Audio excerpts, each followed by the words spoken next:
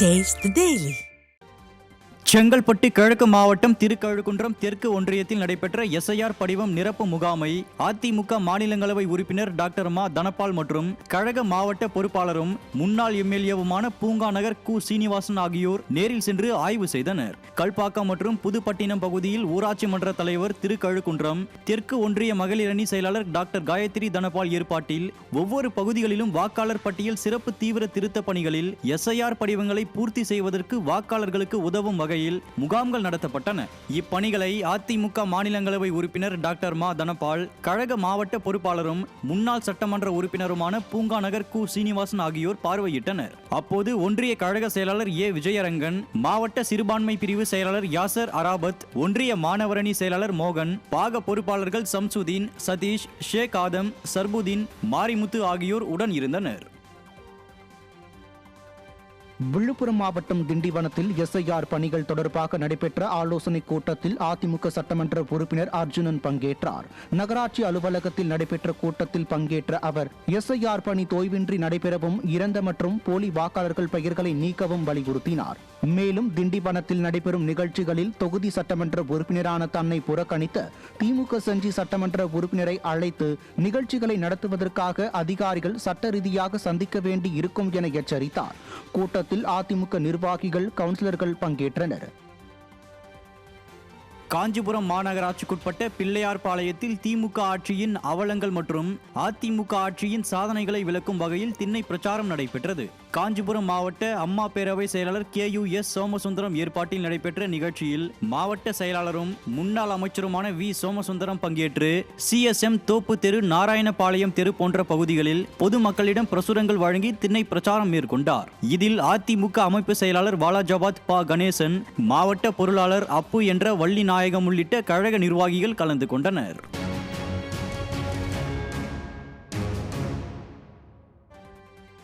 புரட்சி தலைவியின் நினைவு நாளில் உரிய பாதுகாப்பு வழங்க வலியுறுத்தி சென்னை மாநகர காவல் ஆணையர் அலுவலகத்தில் அதிமுக முன்னாள் அமைச்சர் டி ஜெயக்குமார் மனு அளித்தார். புரட்சி தலைவியின் நினைவு நாளான டிசம்பர் 5ஆம் தேதி அவரது நினைவிடத்தில் அதிமுக பொதுச் செயலாளர் எடப்பாடி கே பழனிசாமி தலைமையில் கழக நிர்வாகிகள் மலர் வளையம் வைத்து மரியாதை செலுத்த உள்ளனர்.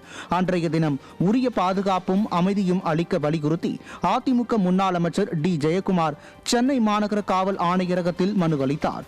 பின்னர் செய்தியாளர்களை சந்தித்த அவர், அதிமுக என்பது 2 கோடி தொண்டர்களை கொண்டுள்ள மாபெரும் இயக்கம் எனவும் தலைவர்களை உருவாக்கலாம், ஆனால் தொண்டர்களை உருவாக்க முடியாது என தெரிவித்தார். இது மிகப்பெரிய இயக்கங்க. இது மிகப்பெரிய இயக்கம். அதாவது கிட்டத்தட்ட 2 கோடிக்கு மேற்பட்ட தொண்டர்கள் கொண்டிருக்கிற இயக்கம்.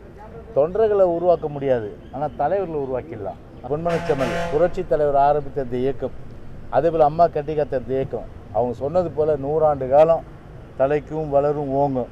அதனால் நானும் ஒரு சிறு துரும்பாக இருந்து அம்மாவுடைய புரட்சித்தருடைய அந்த எண்ணங்களை நிறைவேற்றுகின்ற ஒரு சாதாரண அடிமட்ட தொண்டனாக இருந்து நான் செயலாற்றினுடைய பதவிக்காக பல்லிழிக்கிற ஆள் நான் கிடையாது, பணத்துக்காக பல்லிழிக்கிற ஆள் நான் கிடையாது. அது சென்னை பெரம்பூர் சட்டமன்ற தொகுதிக்கு உட்பட்ட வியாசர்பாடியில் சட்டத்திற்கு புறம்பாக மாநகராட்சி ஊழியர்கள் எஸ்ஐஆர் பணிகளை மேற்கொண்டதாக புகார் எழுந்தது. இதையடுத்து வடசென்னை வடக்கு கிழக்கு மாவட்ட செயலாளர் RS ராஜேஷ் மற்றும் அதிமுக அம்மா பேரவை துணை செயலாளர் CP மூவேந்தன் ஆகியோர் ஆய்வு மேற்கொண்டனர். அப்போது வியாசர்பாடியில் கடந்த 25ஆம் தேதியோடு எஸ்ஐஆர் பணிகள் முடிந்த நிலையிலும் கடந்த 2 நாட்களாக அம்பேத்கர் கல்லூரியில் உள்ள உதவி மையத்தில் மாநகராட்சி ஊழியர்கள் எஸ்ஐஆர் பணிகளில் ஈடுபட்டது தெரிந்தது. இது குறித்து மாவட்ட செயலாளர் RS ராஜேஷ் தேர்தல் அதிகாரியிடம் தொலைபேசியில் புகார் தெரிவித்ததை அடுத்து ஊழியர்கள் கிளம்பி சென்றனர். விடியாத திமுகவினரின் உத்தரவின் பேரிலேயே மாநகராட்சி ஊழியர்கள் எஸ்ஐஆர் பணியில் ஈடுபட்டதாக பலரும் குற்றம் சாட்டினர். சேலம் மாவட்டம் ஆத்தூரில் நடைபெற்ற நகரமன்ற கூட்டத்தில் இருந்து அதிமுக கவுன்சிலர்கள் வெளிநடப்பு செய்ததால் பரபரப்பு ஏற்பட்டது.